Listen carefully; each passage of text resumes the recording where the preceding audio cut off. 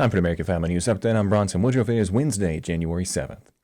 Officials say the U.S. has seized two sanctioned oil tankers linked to Venezuela in back-to-back actions in the North Atlantic and the Caribbean. U.S. European Command announced the seizure of the merchant vessel Bella 1 for violations of U.S. sanctions in a social media post. The U.S. had been pursuing the tanker since last month after it tried to evade a U.S. blockade on sanctioned oil vessels around Venezuela.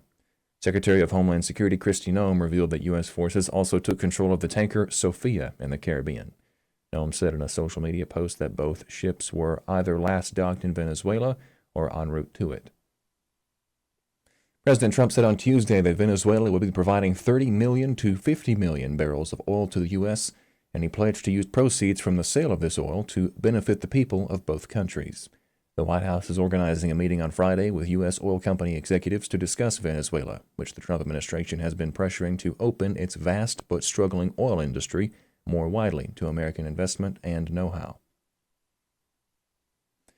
Denmark and Greenland are seeking a meeting with U.S. Secretary of State Marco Rubio after the Trump admin doubled down on its intention to take over the strategic Arctic island, a Danish territory.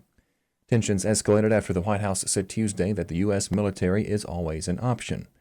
President Trump has argued the U.S. needs to control the world's largest island to ensure its own security in the face of rising threats from China and Russia in the Arctic. The Danish Prime Minister warned earlier this week that a U.S. takeover would amount to the end of the NATO military alliance. Pro-life forces have quickly condemned President Trump's call for Republicans to be flexible on abortion restrictions. He said Tuesday he wants Republicans to reach a deal on health care insurance assistance by being willing to bend on a 50-year-old budget policy. That policy is the Hyde Amendment. It bars federal money from being spent on abortion services. Trump told House Republicans they have to be a little flexible as they gathered in Washington for a caucus retreat to open the midterm election year. Quote, "You got to work something. You got to use ingenuity." And that's a wrap on this brief AFN News Update. More info on these stories and other news from a Christian perspective is at afn.net. That's afn.net. Hope you have a great and blessed rest of your day. Thank you for watching American Family News. I'm Bronson Woodruff.